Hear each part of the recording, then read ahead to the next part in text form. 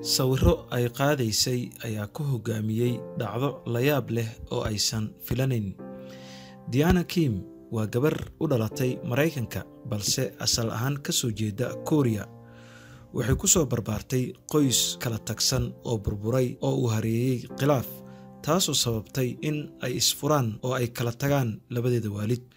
Markii ay kala tageen labadeeda waalid, waxba maysan ka ogeen aabaheed, maxaa yeelay xilligii ay kala tagayeen aad ayay u yareed. Diana Kim waxay la nooleed hooyadeed oo nolol aad u adag iyo faqri dilooday. Diana iyo hooyadeed waxay ahaayeen kuwo marba dulsaar ku ah guryaha qaraabada iyo asxaabta ilaa heer ay gaareen la dhibsaday. Xaalkooda waxa uu gaaray in ay ku noolaadaan marfashyada, wadooyinka iyo jardiinooyinka. Sanado badan kadib iyo noloshaas adag, Diana Kim waa ay weynaatay, waxayna baratay xirfadda sawir qaadida maadaama ay si aad ah u jeclayd. Waxay go'aansatay in mashruuceeda uu noqdo soo bandhigidda sawirrada iyo dhibaatooyinka darbijiifta, maadaama ay si qaas ah u taabanayso sheekadooda, iyadoo qudheedana ay soo martay nolosha darbijiifnimada. Maalin maalmaha ka mid ah, iyadoo shaqadeeda sawirrada ku guda jirta, waxay la kulantay la yaab iyo amakaag. Darbijiifyadii ay sawiraysay ayaa waxay ka dhaxashay aabaheed, kaasoo ka maqnaa 25 sano.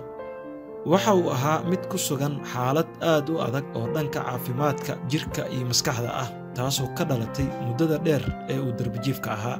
Diana waxay isku dayday in ay soo jeediso dareenka aabaheed iyadoo adeegsanaysa qaabab kala duwan, laakiin waa uu garan waayey in ay gabadhiisa tahay. Waxa uu diiday in uu u raaco guriga iyadoo intaas ay jirto. Haddana Diana kama quusan mana isdiibin. Waxay ahayd mid si joogto ah u soo booqanaysay muddo 2 sannadood ah. Waxay u keeni jirtay raashin, cunto iyo wax walba oo uu u baahdo. Maalin maalmaha ka mid ah, aabbihii waxa uu xanuun uga soo booday wadnaha, waxaana la dhigay isbitaalka. Halkaas ayayna noloshiisa si dhammaystiran isugu beddeshay. Markii laga daweeyey xanuunka wadnaha ka haleelay, Diana waxay bilowday in ay ku dadaasho in si cilmu nafsi ah loo daweeyo si dib loogu soo celiyo xasuusta ka luntay. Waxayna arrintaas waday ilaa ay xaaladdiisa si rasmi ah uga soo hagaagtay. Maalinba maalinka ka dambaysa, aabaheed waxa uu dib u soo ceshanayay noloshii ka luntay.